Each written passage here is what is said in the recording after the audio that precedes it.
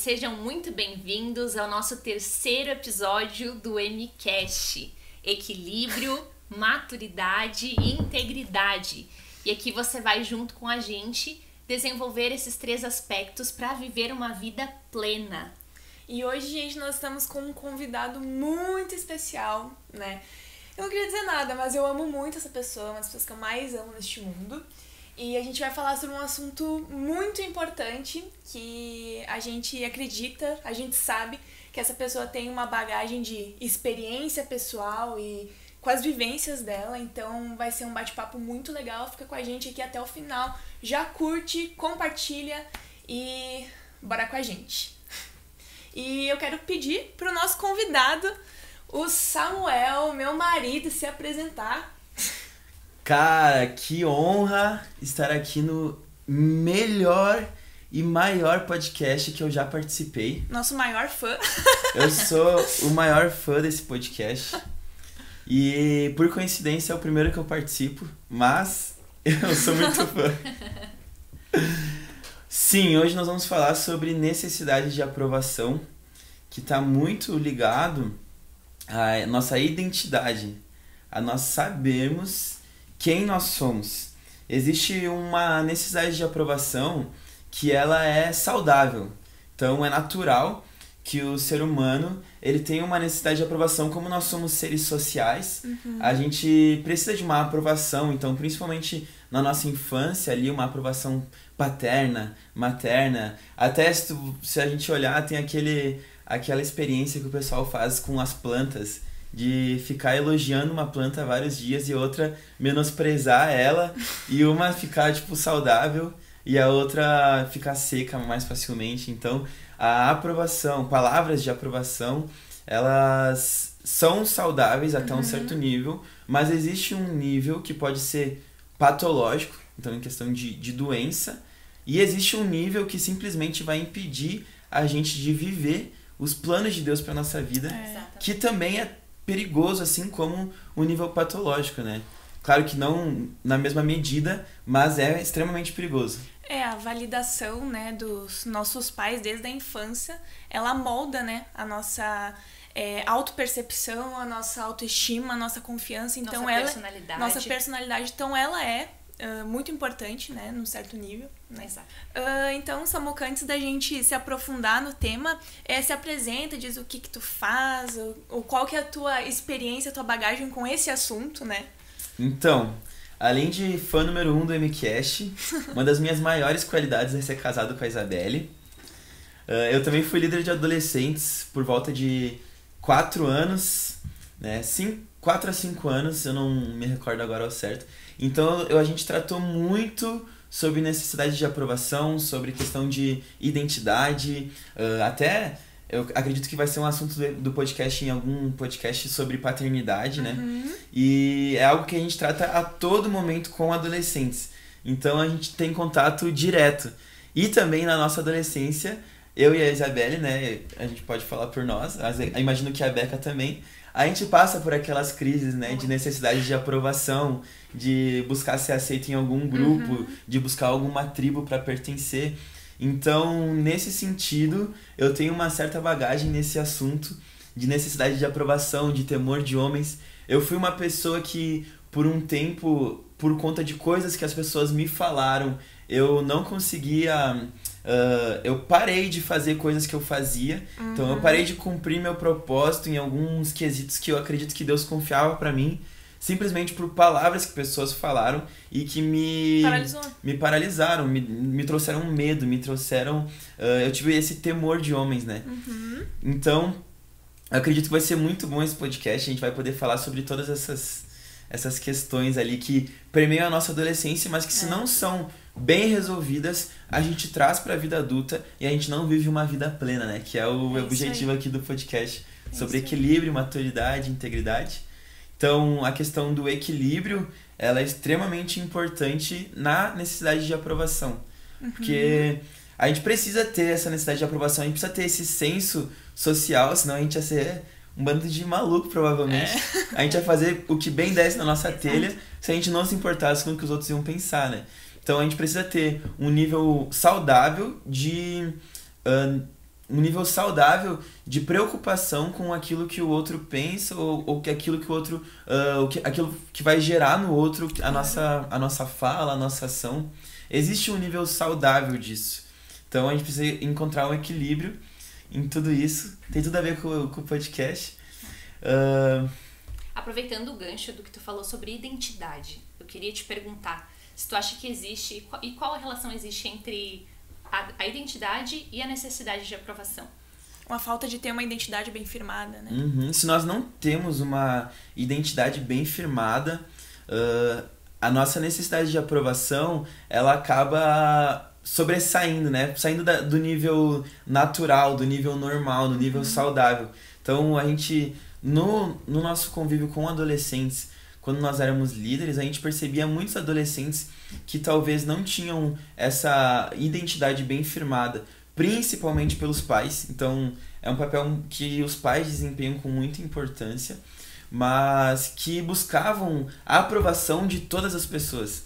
Então, esses adolescentes, eles não falavam porque eles tinham medo de falar besteira e alguém julgar eles. Eles chegavam aos cultos e ficavam num canto porque vai que eles cumprimentem alguém e alguém olhe com uma cara feia pra eles. Não gosta do jeito deles, né? E acabar o mundo, sabe? Então, se nós não temos uma identidade bem firmada de quem nós somos, de quem nos criou e de como nós já somos aceitos e amados e acolhidos, a gente busca essa necessidade de aprovação, a gente busca essa aprovação de todas as pessoas. E aí se torna um nível doentio mesmo, né? Então, nós sabermos que Deus nos criou com um propósito, para um propósito, com amor, né? Salmo 139 diz que Ele nos formou, nos teceu no ventre da nossa mãe de uma maneira misteriosamente, maravilhosamente assombrosa. Deus criou você de uma maneira maravilhosamente assombrosa. É algo tão maravilhoso que chega a ser, tipo, assombroso como Deus te formou, assim, de maneira linda. Então, se você sabe que você foi formado por um Deus bom, por um Pai amoroso, ainda que os seus pais não tenham te dado, talvez, essa aprovação, você pode encontrar em Deus um Pai amoroso que supre essa necessidade em você. Então, a identidade, ela tem tudo a ver com a nossa busca por aprovação por terceiros, né? E uma coisa que eu gosto muito de falar é sobre o temor de homens. Então, tipo, quando eu busco a aprovação de muitas pessoas, eu tenho esse temor de homens, eu tenho esse temor do que as pessoas vão me julgar a partir daquilo que eu faço. Então, o Senhor nunca nos chamou a ter temor de homens, mas ter temor do Senhor. Ou seja, buscar a aprovação daquele que nos amou enquanto nós ainda éramos pecadores. Então, nós precisamos não ter um temor de homens, que busca a aprovação de homens, mas um temor do Senhor, que busca a aprovação de um Deus bom, de um Deus amável, de um Deus tardio em irar-se, rico em misericórdias, um Deus bom demais. E como é que tu acha que essa necessidade excessiva de aprovação externa pode atrapalhar no nosso propósito, no cumprimento do nosso propósito, da nossa vocação, do nosso chamado? Show! Uma coisa que é muito massa de pontuar é que o nosso Deus, ele é um Deus intencional, né? Então, se ele te criou com algum dom, com algum talento, muito provavelmente ele possui algum propósito para aquilo. Então, muito provavelmente não, com certeza ele possui um propósito para isso. Então, todas as coisas que Deus faz são com um propósito. Até aqueles talentos, aqueles dons que as pessoas falam, né? Tipo, nossa, é só pra bonito isso aqui, porque eu não ganho dinheiro com isso. Mas as mesmas coisas que são só pra bonito, digamos uma paisagem ou algo belo, simplesmente essa sala é uma sala bela. Estar aqui já traz uma paz, uma tranquilidade para nossa mente. Já, inclusive, vocês que são da área da psicologia, da psique, podem falar melhor do que eu isso, mas contemplar o belo e ter coisas só para bonito, isso já é um propósito em si, de edificação da nossa mente, de purificação dos nossos pensamentos, de tranquilização do nosso ritmo acelerado. Então, mesmo que o seu talento não seja algo que, sei lá, te dê dinheiro ou algo que, por enquanto, está servindo para salvar vidas, não está servindo para salvar vidas, esse talento ele tem um propósito. O Senhor criou com um propósito. O que você está fazendo com aquilo que Ele te entregou? Então, nós temos a parábola dos talentos, né? Na parábola dos talentos, o Senhor ele entrega alguns talentos para algumas pessoas de uma maneira que eles pudessem administrar aquilo, que já parte de um princípio de que o Senhor não nos dá nada que nós não podemos administrar esse algo que o Senhor nos deu, esse dom, esse presente. Inclusive dom em inglês é gift, né? Que é literalmente presente. Então os dons que Deus nos deu são presentes do céu. Então o Senhor ele não te deu um presente, Ele não te deu um tesouro que você não é capaz de administrar. Então, a parábola dos talentos, nós temos os servos bons e fiéis, que são aqueles que multiplicam os seus talentos. Então são aqueles que usam os dons que Deus deu e desenvolvem habilidades com os dons que Deus deu, né? Então não só utilizar aquilo que o Senhor já nos deu de dom, mas desenvolver novas habilidades ao redor daquilo. Então, por exemplo, o nosso videomaker hoje é o Guilherme. O Senhor ele já deu para o Guilherme um olhar atencioso, ele se formou em arquitetura, então o Senhor já deu para ele essa característica de alguém que é atento a detalhes. E aí ele aprimorou isso que o Senhor já entregou para ele, e hoje ele é o nosso videomaker, e hoje ele faz vídeos incríveis, produções maravilhosas. Tô puxando um pouco o saco dele aqui, porque é ele que vai editar, então ele tem que me favorecer. Uma salva de palmas. Então, o Senhor ele te entregou algo que você precisa desenvolver esse algo, né? Por exemplo, e às vezes o Senhor vai usar, e aí eu não sei se a gente vai fugir muito do tema, mas eu espero que não. O Senhor ele pode usar os seus talentos para te levar a lugares aonde você vai ser treinado para algo futuro, para um propósito futuro. E eu vou dar um exemplo bíblico para isso. Nós temos Davi. O Senhor entregou para Davi um dom que ele desenvolvia com frequência, que era o de tocar a harpa. E ele era reconhecido por tocar a harpa, porque alguém lá no palácio de Saul sabia que o filho de Jessé, ele era um jovem de boa aparência e que sabia tocar a harpa. E o Senhor, ele já sabia que Davi seria rei de Israel. Davi não sabia, enfim, o Senhor já sabia que Davi seria rei de Israel. E ele colocou Davi no palácio. Davi ele não tinha o dom de ser rei. Davi ele não tinha a habilidade de ser rei. Ele sabia tocar harpa. E aí o Senhor leva ele até um palácio onde ele pode ver como o rei se porta, como o rei fala com seus súditos, como funciona a hierarquia aqui no reino, sabe? Então Deus tirou Davi de um lugar de apacentar ovelhas com o dom que Deus deu para ele, colocou ele para aprender um pouco sobre um propósito futuro. Então o Senhor ele colocou um dom dentro de você que muito provavelmente vai ser uma porta de entrada para um propósito futuro do Senhor na sua vida. Então se você não desenvolve isso, se Davi ficasse com medo de se apresentar diante do rei para tocar harpa, porque ele ia ficar nervoso, porque ele era muito tímido, porque ele não sabia a harpa tão bem quanto outras pessoas, sabe? Existem pessoas que tocam harpa melhor do que eu. Se ele não tivesse se apresentado ao rei, talvez ele nunca teria cumprido o propósito dele. Ou talvez ele ia ter que andar muito mais para cumprir um propósito assim que o Senhor determinou para ele, sabe? Então, os dons que Deus nos deu são intencionais e Ele nos deu para que nós venhamos desenvolver esses dons. E o temor de homens e o buscar a aprovação de todos, ele acaba por ser um impedimento de nós vivermos e cumprirmos o propósito de Deus para nós. Então, porque é impossível a gente agradar todo mundo, né? É impossível. Eu fiquei pensando nessa tua fala e eu queria te perguntar algo. Se eu, Rebeca, decidi então, já sei que eu tenho um dom, um talento que Deus me deu, não tô usando isso por uma necessidade de aprovação, porque eu tenho muito medo de ser julgada, mas vou dar meu primeiro passo, vou tentar. Como que eu lido com as críticas?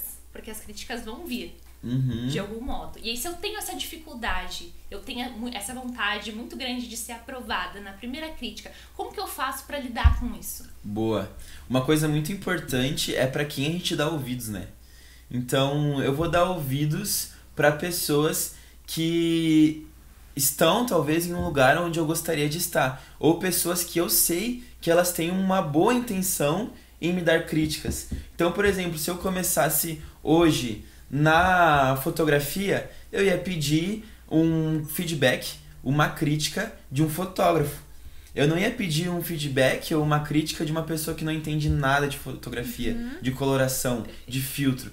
Então, uma coisa muito importante é filtrar para quem você dá ouvidos, sabe? Então, na internet, hoje todo mundo tem voz. Então, qualquer pessoa pode fazer um perfil fake, botar uma foto que ninguém sabe quem é e escrever um comentário maldoso ao seu respeito. Mas essa pessoa, ela está em um lugar onde você gostaria de estar? Essa pessoa, ela é quem você gostaria de ser? Sabe? Se ela não é, se ela não está, será que tem tanta importância essa crítica? E uma coisa que me ajudou muito na minha adolescência foi uma pregação que eu ouvi. Eu nem lembro quem que fez essa pregação, mas eu lembro que quando eu escutei, explodiu minha mente, sabe? Aquelas pregações que faz... Isso, claro, no contexto cristão, mas ele falava sobre como Cristo, ele nos convidou, aquele que quiser vir após mim, tome a sua cruz, negue-se a si mesmo e me siga. E isso foi um princípio muito poderoso para mim, porque era na adolescência, a época que eu buscava a aprovação de muitas vertentes, de muitas pessoas, e ele falava assim, então, da próxima vez que alguém te criticar, você pensa em Jesus crucificado na cruz e em pessoas que cuspiram nele, que pisaram nele. E quem que é o seu maior exemplo? É Jesus. Jesus é o seu maior exemplo e as pessoas cuspiram nele, pisaram nele, crucificaram ele, sendo que ele não tinha defeito nenhum, sendo que ele não tinha pecado algum, sendo que até a pessoa que era a autoridade mesmo falou assim, olha gente, eu não vejo nada de ruim nesse homem, então eu vou lavar as minhas mãos aqui, porque vocês estão crucificando ele porque vocês querem, sabe? Então, ele até falou uma coisa que não sei se é pesado, mas ele falou assim, sabe de uma coisa? Morto não tem sentimento, você está crucificado com Cristo, sabe? Então, morto não se importa tanto com o que os outros estão pensando. Com a reputação, com a sua reputação, exatamente. Então, tipo, Jesus foi crucificado muito provavelmente nu, porque era o costume dos romanos crucificar as pessoas nu no madeiro, sabe? Então, ele dispôs de toda a sua vergonha para trazer vida para nós, para trazer salvação para nós. E se o nosso maior exemplo é Cristo, será que nós não podemos... Será que a nossa vergonha... E olha que massa isso.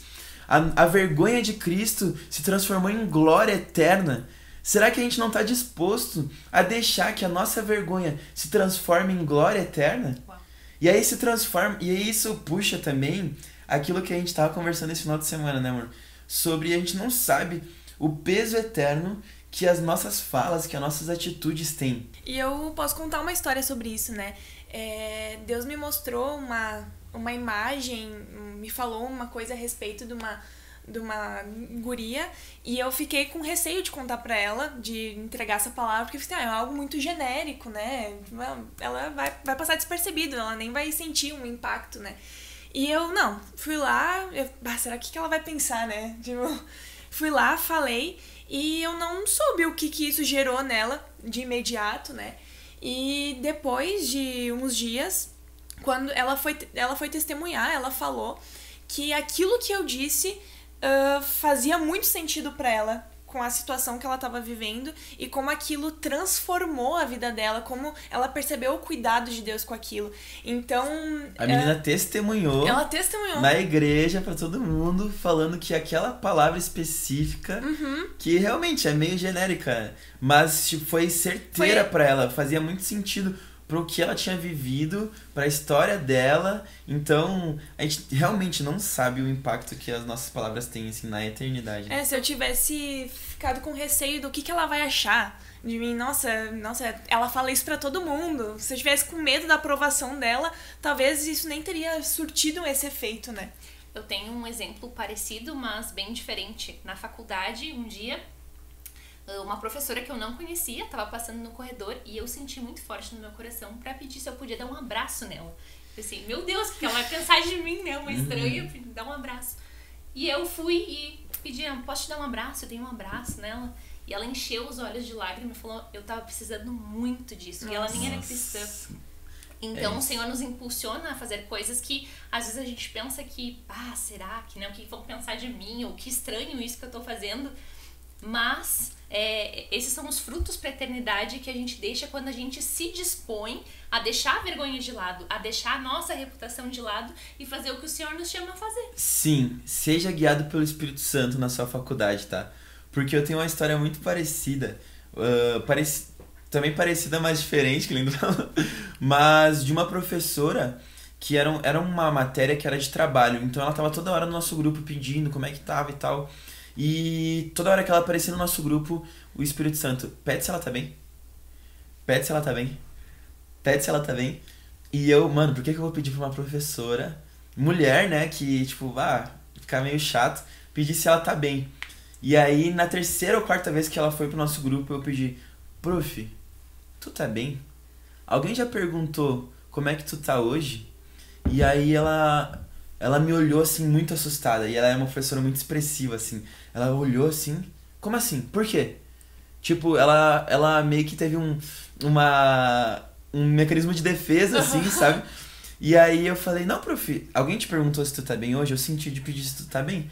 Aí ela falou assim, não, é porque ontem era meu aniversário. E eu fazia aniversário junto com meu pai. E meu pai faleceu de câncer há 6 meses. E esse é o primeiro aniversário que eu passo sem o meu pai. Nossa. E aí eu fiquei meio paralisado. Mas depois eu conversei com ela, na hora, né? Porque eu fiquei, meu Deus, que pesado. Mas depois eu conversei com ela e eu falei pra ela, prof, sabe que eu sou cristão e eu creio que Deus tava me mandando pedir pra ti como é que tu tava. E depois eu me perguntei, Senhor, por que perguntar pra uma professora como é que ela tava? E a única resposta que eu consegui receber de Deus é que Deus se importa tanto com você, ao ponto de que Ele me incomodou ou me falou uma aula inteira pra te pedir se tu tava bem, sabe? Então, isso me prova, prof, eu falando com ela, né? Isso me prova que você tem valor pra Deus, sabe? Então, de uma pergunta se ela tava bem, num contexto que a gente tava precisando entregar o trabalho, finalizar, sabe? Então, seja guiado pelo Espírito Santo, sabe? A gente não sabe realmente quantas coisas extraordinárias Deus pode fazer através do agir do Espírito Santo na nossa vida. E uma coisa que eu acho muito legal a gente falar também é sobre quando a necessidade de aprovação ela se manifesta na igreja, ou enfim, em várias áreas da nossa vida, mas quando nós achamos que nós precisamos fazer algo para sermos aprovados, né, por Deus. E quanto a isso, eu também tenho uma história muito legal, que foi quando eu comecei a ser líder de adolescentes. Então, durante a minha adolescência ali, eu sempre fui muito metido. Então, o que tinha para fazer, eu me oferecia. E era para ser professor da escola bíblica infantil, deixa eu ser... Enfim, sempre me metia e sempre queria ser o ajudante, sempre queria ser aquele que estava do lado do líder. E então, a minha liderança de adolescentes me treinou muito.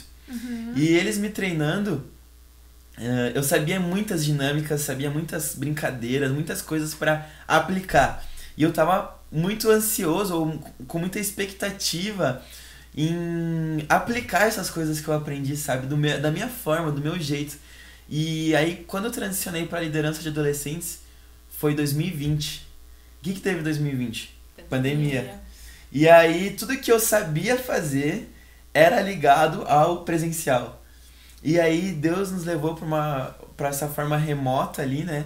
Então, a gente fazia as lives e as pregações e tudo mais, só que eu comecei a me cobrar muito. Porque eu queria entregar muito, sabe? Eu queria fazer muito, eu queria produzir muito. Então eu comecei a ficar nervoso, ansioso, chamando adolescentes e fazendo design pro Instagram e coisas assim. Por um lado foi bom, mas é isso que é importante a gente achar o equilíbrio, né? E a maturidade e a integridade, MCast, enfim. Deus usou o meu líder de adolescentes, inclusive Roger, eu te amo. Ele usou o meu líder de adolescentes ex-líder no caso, que ele estava em missões, lá em Minas Gerais, em Pitangui, e ele me manda um áudio. Ele começa o áudio orando por mim. Senhor, eu oro pelo Samuel e tal. E no final ele falou assim, mano, eu tava orando por ti e o Senhor me falou que você tá muito preocupado com muitas coisas. E que você tá no ministério com uma mentalidade de funcionário. Mas Deus não te chamou para ser funcionário. Deus te chamou para ser filho. O filho, ele serve, mas ele sabe quem ele é.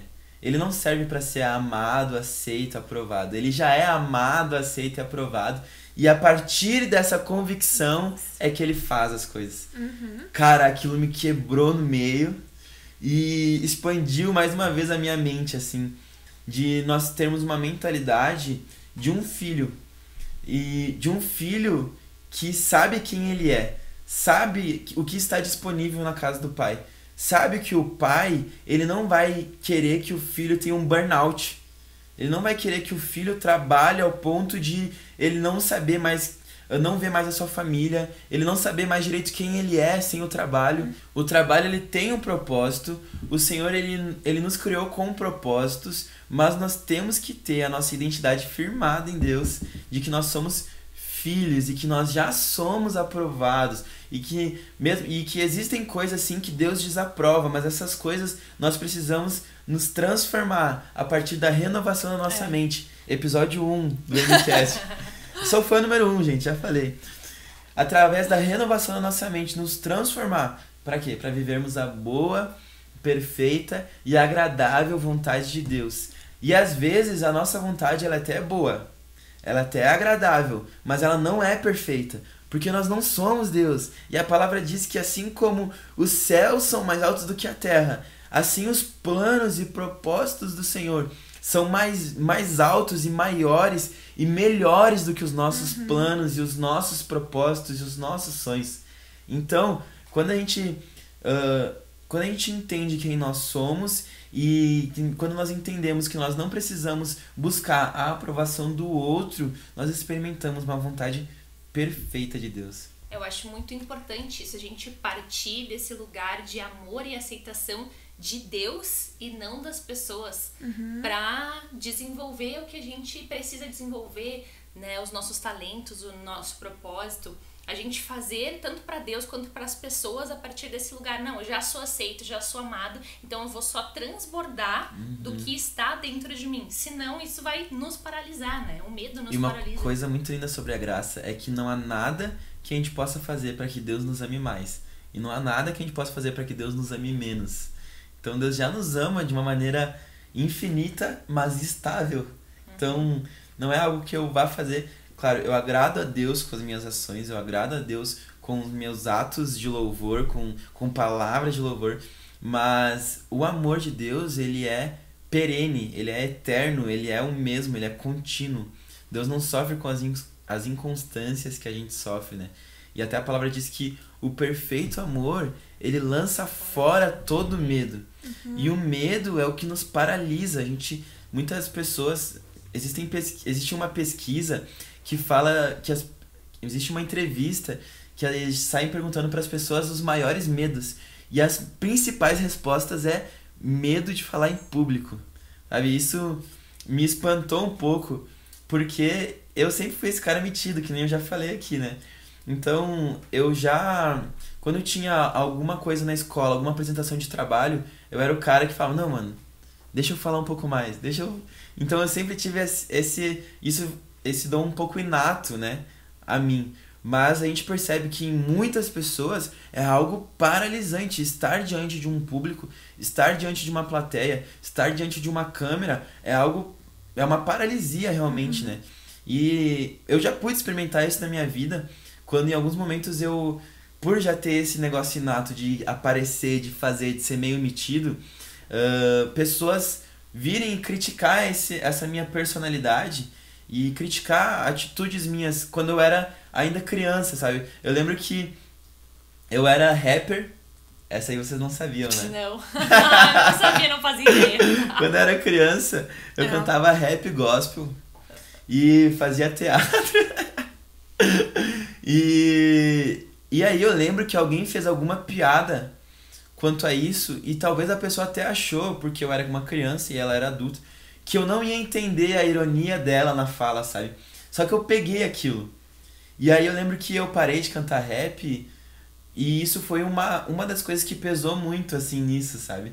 Claro que eu não me imagino sendo rapper hoje, eu não tenho o mínimo estilo pra isso, mas foi algo que me paralisou na época, talvez, de viver algumas coisas. Eu lembro que nas coisas que a gente fazia, nos eventos que nós fazíamos, principalmente em bairros de periferia, a gente fazia muito evento social junto com o rap. Aí tinha a galera do grafite, tinha a galera da dança, e aquilo trazia um senso de comunidade pra uma galera que era um propósito lindo. E às vezes uns gurizão assim chegavam pro meu pai e falavam assim: nossa, Deus falou muito comigo através da vida do teu filho, ele cantando aí hoje e não sei o que. E eu provavelmente eu cantava muito mal, porque era uma criança, uma voz fina, algo assim, mas de ter a atitude de cumprir o propósito de Deus pra minha vida.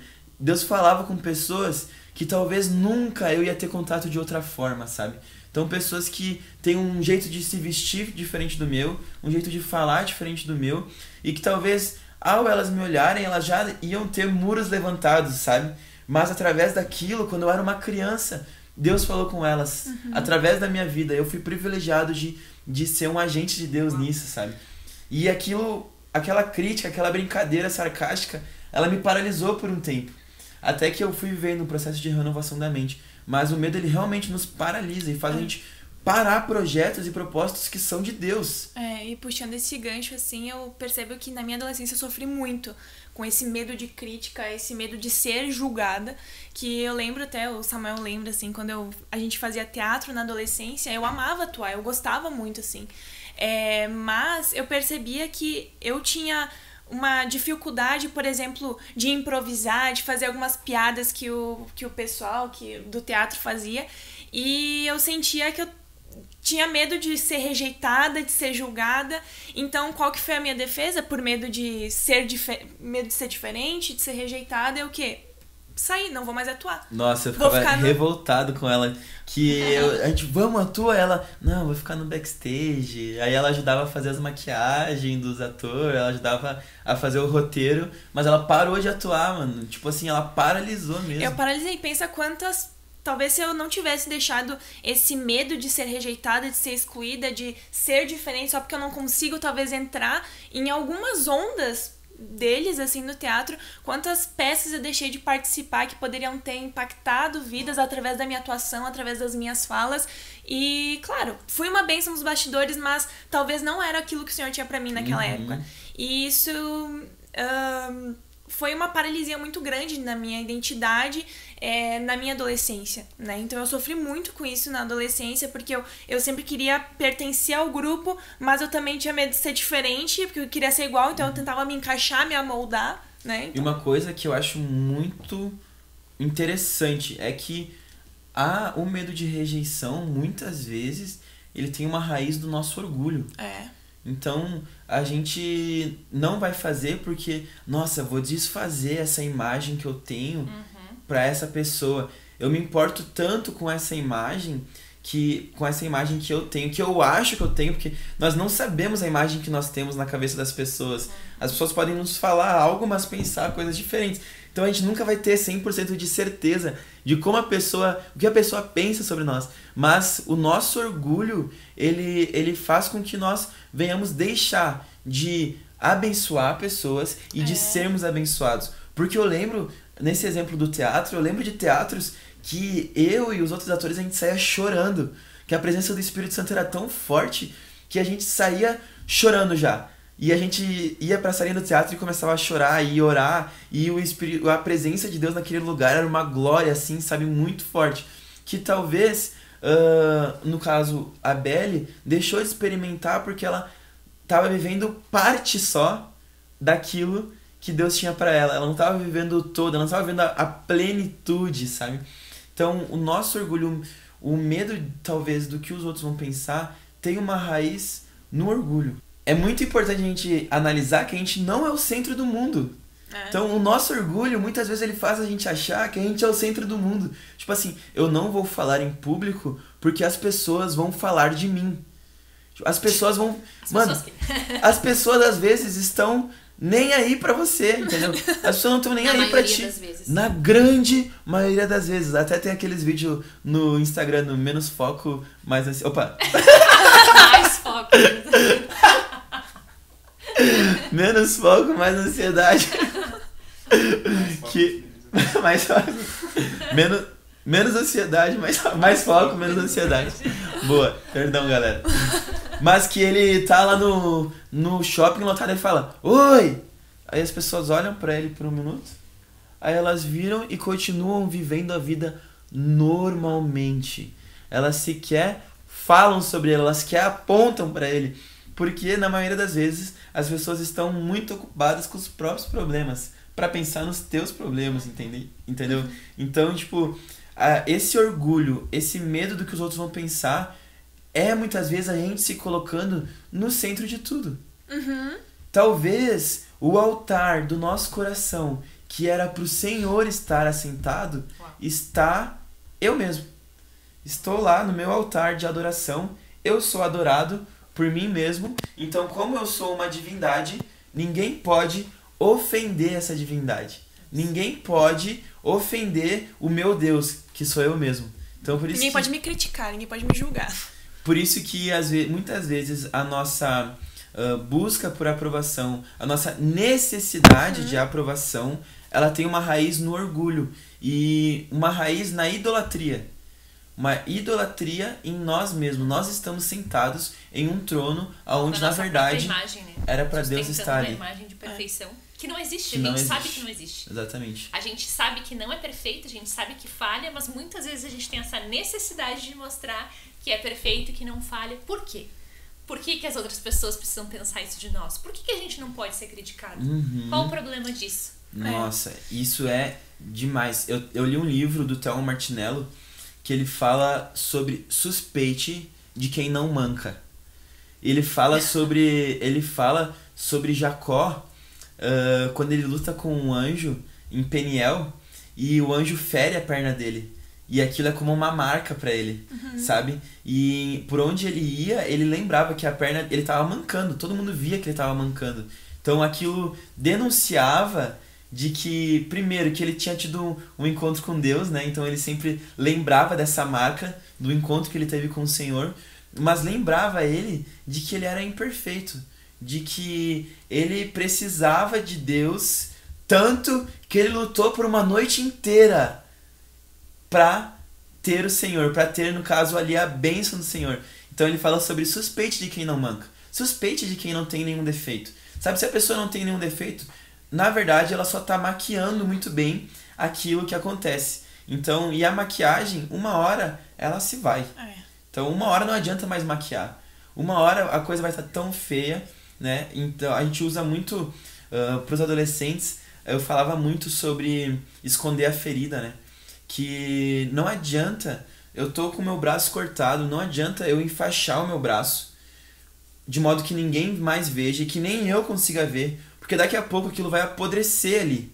E se ele apodrecer, todo mundo vai ver. E talvez eu tenha que perder o meu braço, porque eu não expus a minha ferida enquanto era tempo, sabe? Então talvez eu vou ter que fazer algo muito mais invasivo na minha vida, porque eu não tive coragem de mostrar que eu tenho o braço cortado, nesse exemplo, ou que eu tenho defeitos, ou que eu tenho falhas. E eu não vou ter a oportunidade de melhorar isso, sabe? Então, a gente pode até partir pro lado prático de tudo isso, né? De como a gente pode melhorar nesse sentido. Porque existem pessoas que realmente é uma patologia, né? Uma doença, assim, a timidez, né?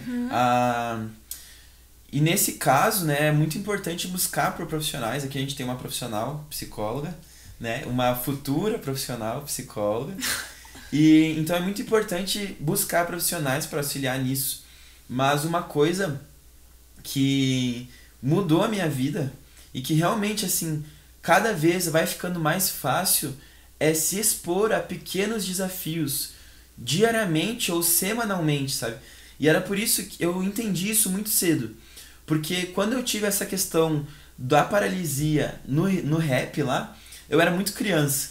E Deus tratou isso comigo muito cedo, sabe?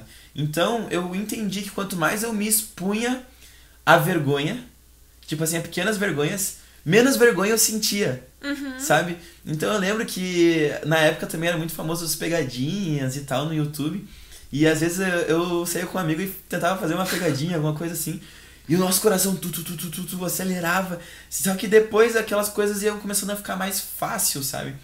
E também por meus pais ter um comércio, eu auxiliava, eu gostava de chegar lá, tipo, depois da aula, e auxiliar eles nas vendas, assim, atender os clientes. Eu nem sabia o preço das coisas, mas eu ficava lá na porta, e aí o cliente entrava e falava, oi, tudo bem? Como que eu posso te ajudar? Aí o cliente, eu gostaria de um cabo assim, assim, assado. Aí eu, ô mãe, tem cabo assim, assim, assado, sabe? Então, eu nem sabia direito o que tinha, mas eu tentava me expor a pequenas vergonhas, assim, perder esse medo, sabe? Então, você na sua vida prática, talvez você não vai ter as mesmas oportunidades que eu tive. Na verdade, muito provavelmente você não vai ter essas oportunidades, né? De perder a vergonha, assim, num comércio, por exemplo, né? E quando criança, talvez você já é adulto, mas isso nas pequenas coisas do dia, num bom dia que você dá pra uma pessoa, assim, que às vezes, eu lembro que quando eu era adolescente eu tinha vergonha de dar bom dia pras pessoas. Então, eu lembro que eu comecei a dar bom dia para as pessoas na rua. Eu falava, bom dia. E as pessoas... Cara, e inclusive eu acredito que isso melhorava a vida das pessoas, sabe? Porque as pessoas estavam andando com uma cara cabisbaixa. E aí eu falava, bom dia. Elas, bom dia. Nossa, que jovenzinho simpático, sabe? Então, através desses pequenos desafios que a gente passa dia a dia, as coisas vão se tornando mais fáceis.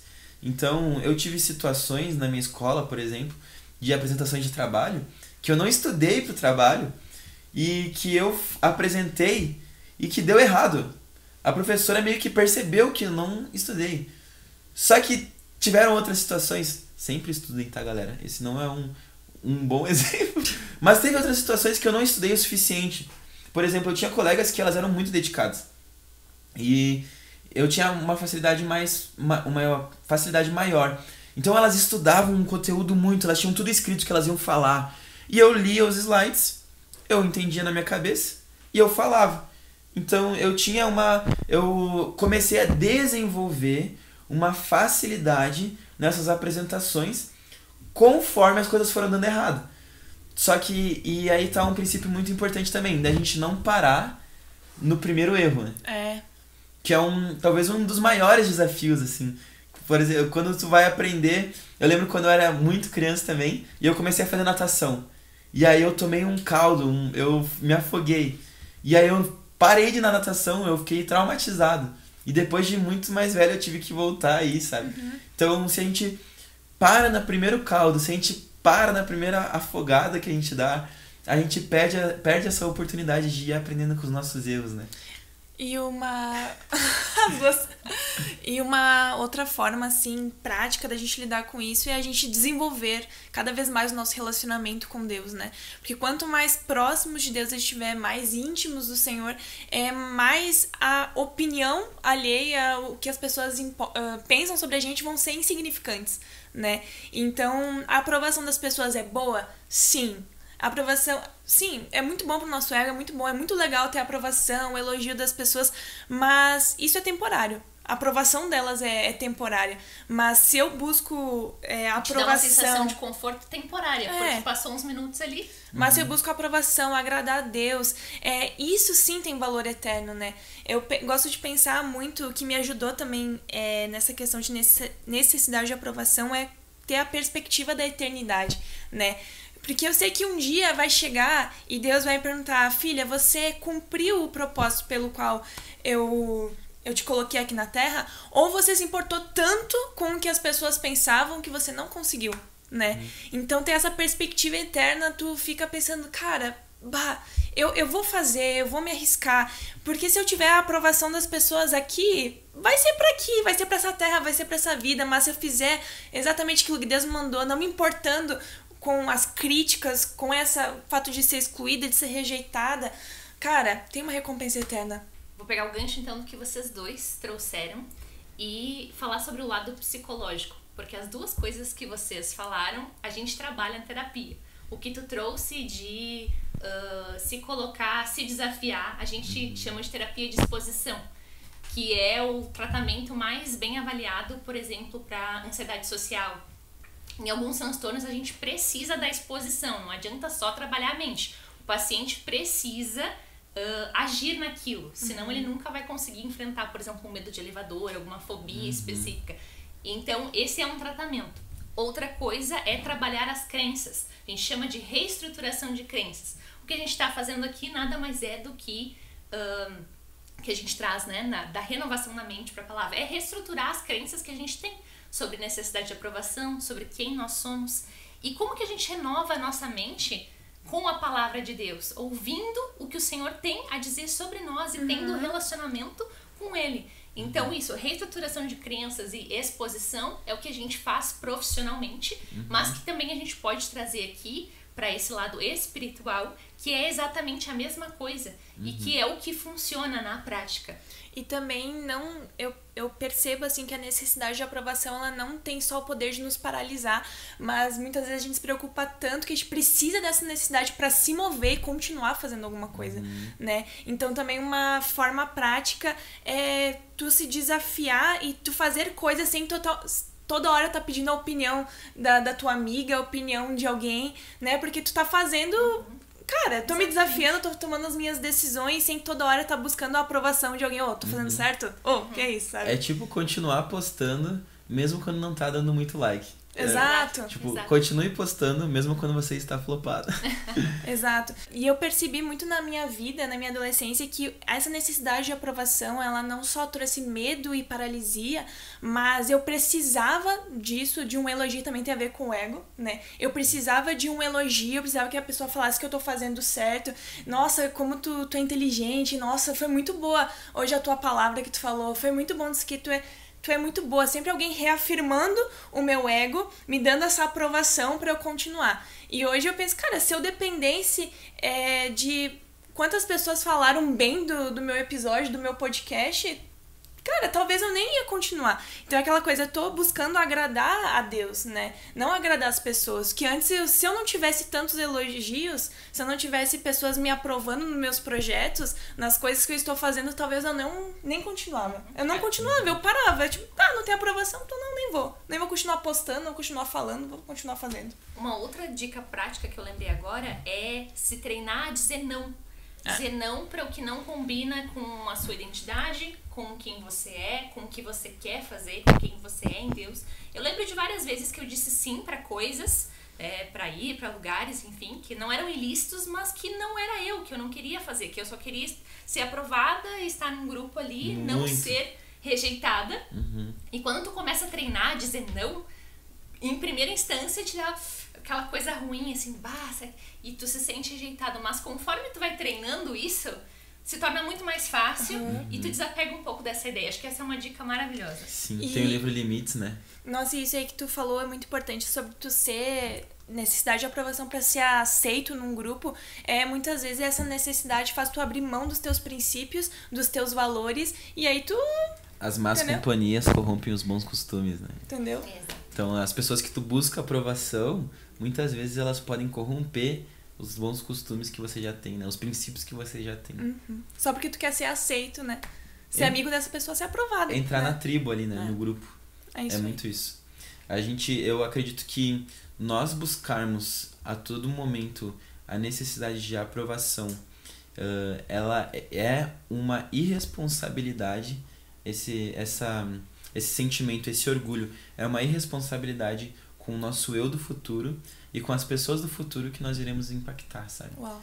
Então, se a gente pensa nisso, a gente acaba também reformulando a nossa mente. Então, isso é prático também. Então, pense, mano, eu não quero ser responsável com as pessoas que eu vou impactar no futuro. Eu não quero ser responsável com os meus filhos. Talvez um vídeo que eu poste transforme a vida da minha família, cara. E eu não quero ser responsável com isso. Então, se Deus está falando para mim fazer, eu vou fazer, né? E então, isso também pode ser levado muito para uma esfera prática, de pensar exatamente isso antes de fazer. Então, até em alguns casos de palavras que eu entrego para as pessoas assim, ou de coisas que eu sinto que eu tenho que fazer e eu demoro um pouco para fazer e depois eu vou lá e faço. Eu sinto essa convicção no meu espírito e aí, por exemplo, né, de convidar a pessoa para ir num evento, num culto. De tu orar por alguém. De orar por alguém. Que tá enfermo. E aí eu olho aquela situação, eu sei o que eu tenho que fazer, mas eu fico assim, não vou. Não, será que eu vou? Será que eu não vou? Será que eu vou? Será que eu não vou? Eu penso, não posso ser irresponsável com eu mesmo, com as pessoas que eu vou impactar, com as pessoas que eu amo, com o propósito de Deus. E aí eu vou lá e faço, sabe? Então, é uma esfera prática mesmo isso. De tu realmente reafirmar e afirmar isso na tua mente, né? Até na neuroplasticidade do cérebro, tu vai reformulando, mudando crenças, assim como a Rebeca já pontuou, né? Uhum. E que nem tu falou, até a questão de orar por cura, né? A pessoa, ela tá enferma, ela tá com dor de cabeça, ela tá com o pé machucado, e tu, fico com medo de orar. Só que, cara, se tu orar, tem a grande chance da pessoa ser curada. E se ela não for curada, ela vai continuar. Ela vai continuar igual, mano. Ela vai continuar igual. Então, tu tem que pensar nisso.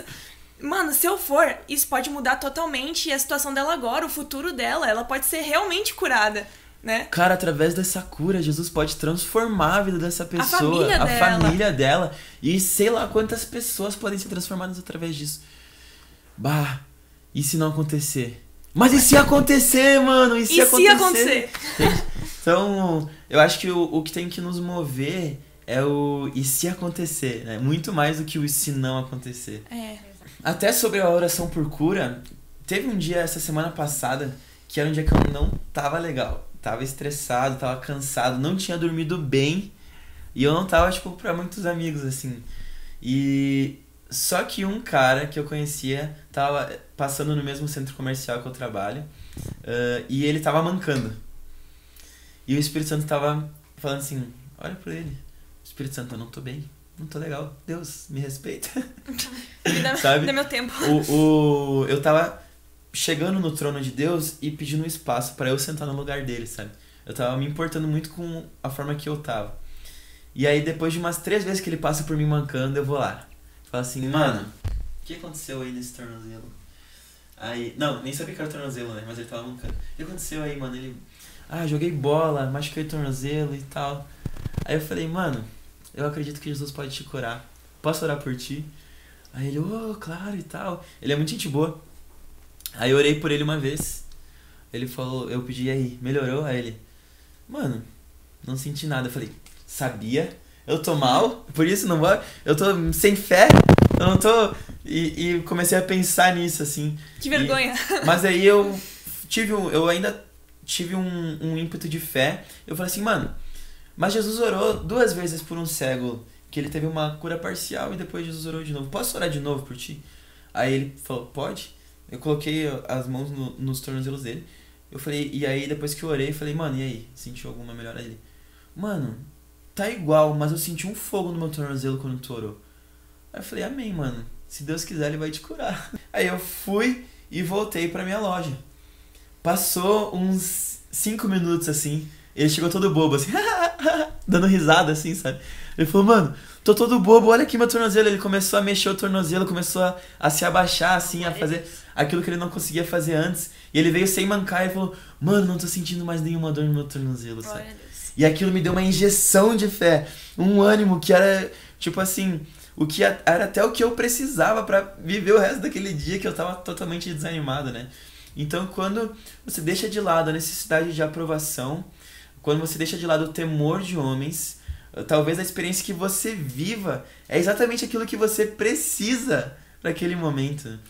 Então, até se você pensa muito em você, pense em você e deixe de pensar no que os outros vão pensar, sabe? Bom, gente, o papo tá muito bom. A gente ficaria horas aqui falando sobre isso, mas nós precisamos encerrar.